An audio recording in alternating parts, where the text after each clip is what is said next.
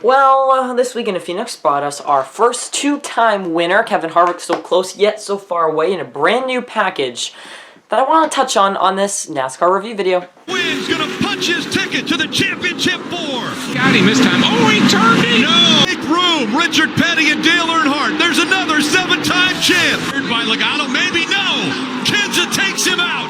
Using lessons learned from his father to go from 6th to 1st and score the victory in the Pepsi 400. 20 years of trying, 20 years of frustration. 3 flags in the air.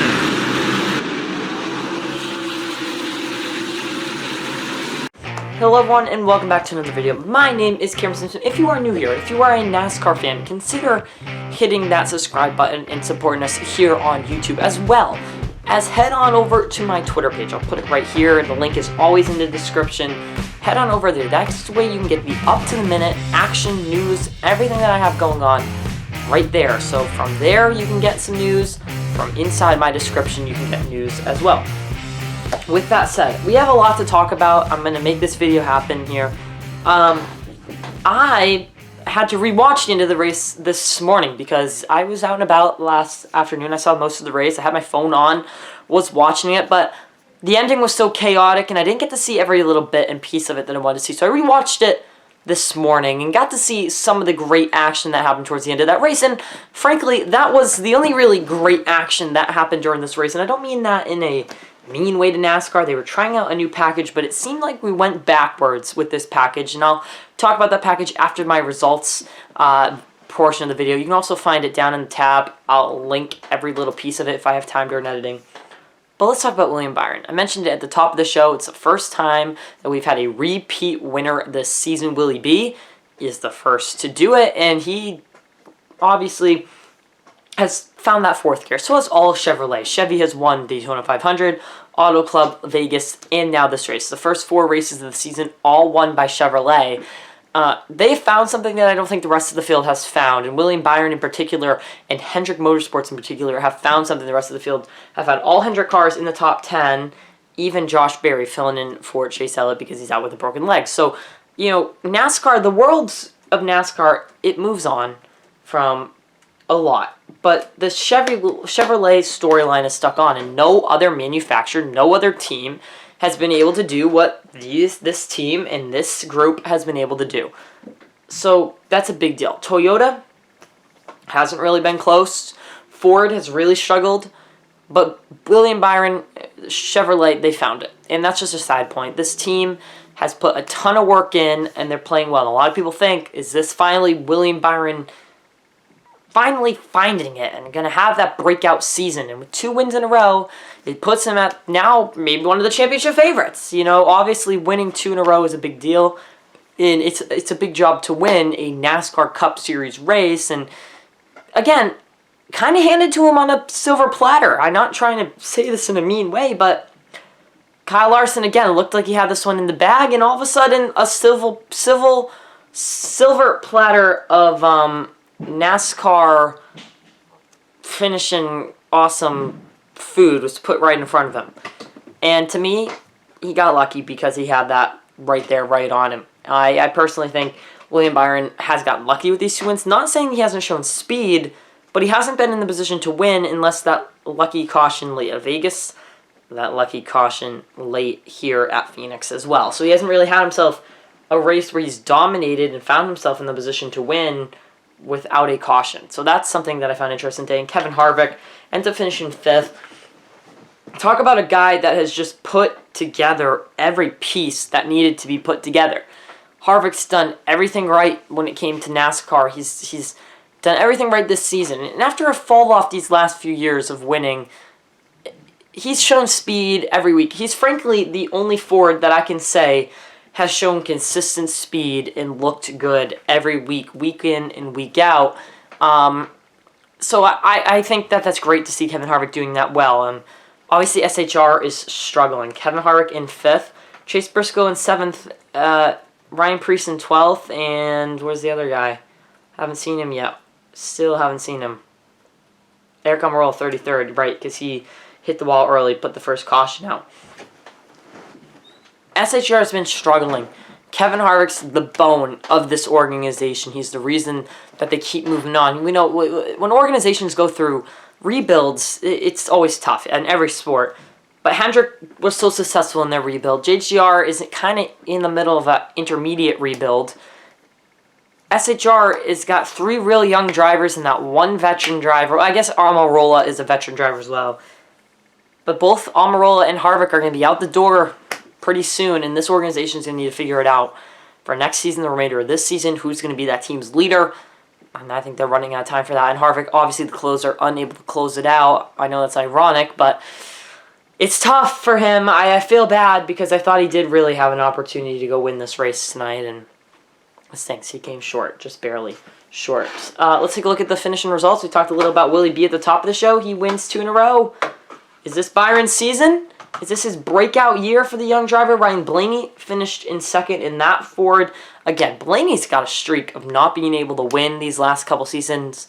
Blaney's just been knocking on the door. I hope Blaney can go out there and get a win. He's a likable guy. He's been knocking on the door for wins, but it's been a while since that 12's been in victory lane.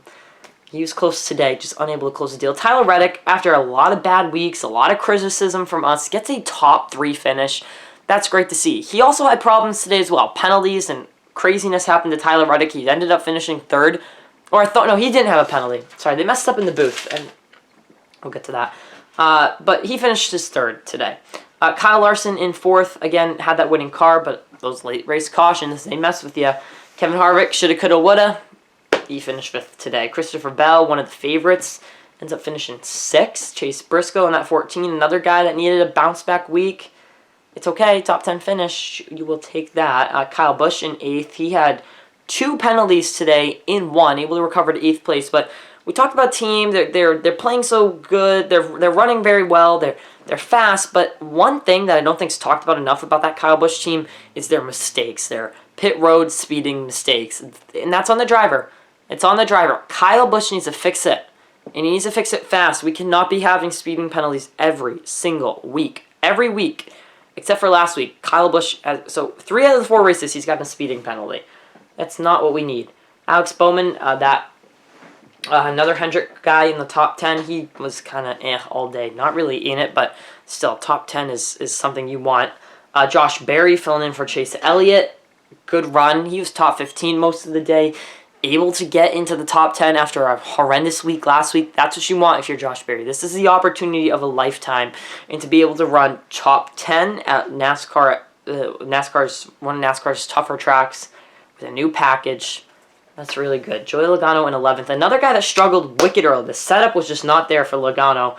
Somehow he bounces back to 11th. Great job for Logano. As much as I don't like the guy, you got to respect that. Ryan Preece with a good run in 12th. He was kind of all day too.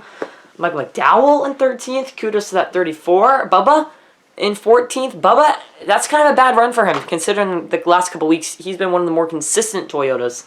So finishing 14th. Chris Buescher in 15th. Want to mention a couple guys that didn't make it into our top 15. Truex, tough day for that 19 car. Brad Keselowski looked promising early in the race. Something fell off in that car. As well as Denny Hamlin started front row, got into a little tussle with Chastain. Finishes 23rd. They gotta figure it out, those two, Chastain and Hamlin. They gotta figure it out because it's starting to affect race performance. Those two gotta kind of figure out what's happening with them. All right, I want to talk a little bit about the new package quickly because NASCAR introduced their new aero package for short track racing last year. We criticized it, that it was kind of it wasn't great. And now we talk about, all right, so short track, we didn't like it last season, but this new package, do we like it or not? And in my opinion, Phoenix is like one of those weird short tracks. I don't consider it a short track. I personally think the package didn't make much of a change. I mean, obviously it's a huge change. We took a ton of downforce out of the car, but did anyone else, maybe it was just me, notice how horrid it was to pass today?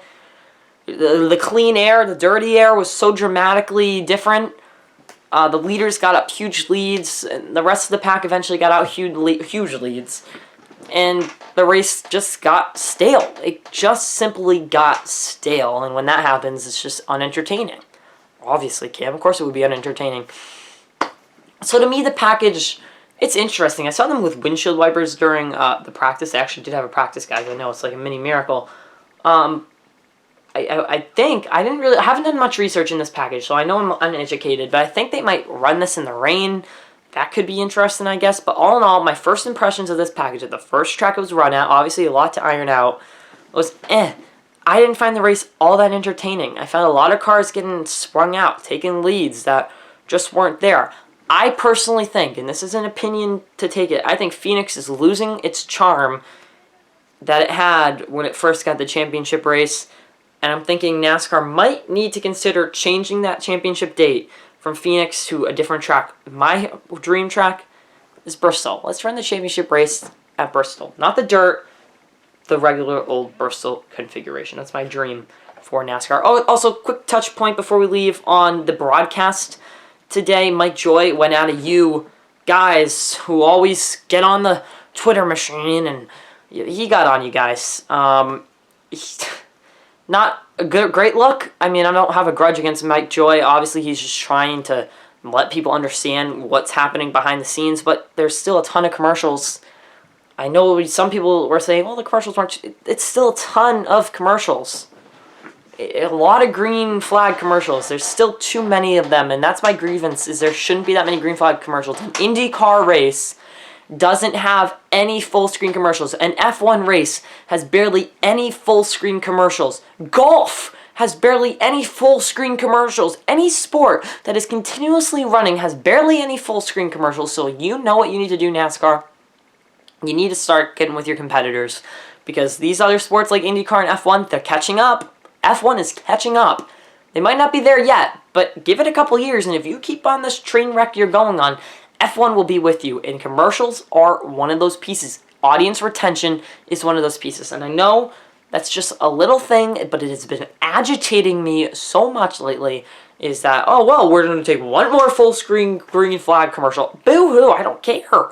If you're going to take one more full-screen commercial, what I care about is being able to watch the race and not watch the stupid Coca-Cola, I need to try it first, yeah, or the Whopper commercial 10 times a race, or that T-Mobile commercial. You know how bad it is that I know now all these commercials tell me more? You know, I'm sick and tired of the commercials and just all of that. It needs to end. It needs to end. NASCAR and Fox, NASCAR and NBC. We haven't seen it yet, so I can't talk about NBC, but NASCAR and Fox, I'm talking to you producers, who have to yell at us because we have an opinion about how many stupid commercials that you put into a race, which is way too many. Way too many. Thank you. Fix it. You are losing the sport. You are losing your fans. Because people my age don't want to watch NASCAR. You know why? Because they find it boring. They don't find it entertaining. You need to fix that. And I make the argument that the races are too long. We'll get to that another day, another time. But, you know, you kind of see where I'm going on this. If you made it this far, it's time for hit the gas to hit the brakes. And if you can tell, this race wasn't very entertaining to me. I found it slow. I found that the cars, there wasn't many battles. The broadcasters were good today. I just kind of had that commercial thing and that little Mike Joy comment, but the rest of it was good. The rest of it was good on the broadcast side, but the racing in total, a lot of sprung out field and not a lot of action. It was hard to pass. 30 year, all that. I'm going to have to hit the brakes on this race at Phoenix. I think this is 2 weeks in a row we've hit the brakes. I'm going to have to give this one a D+. A D+ today. Not a good score, but I feel like the race, if it wasn't for the caution at the end, we might even be close to D-. The caution at the end, it was just sloppy.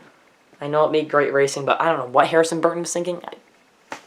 I'll see you guys all in the next one later this week, most likely. Till then, my name's Cameron Simpson, and I'll see you next time. Peace out.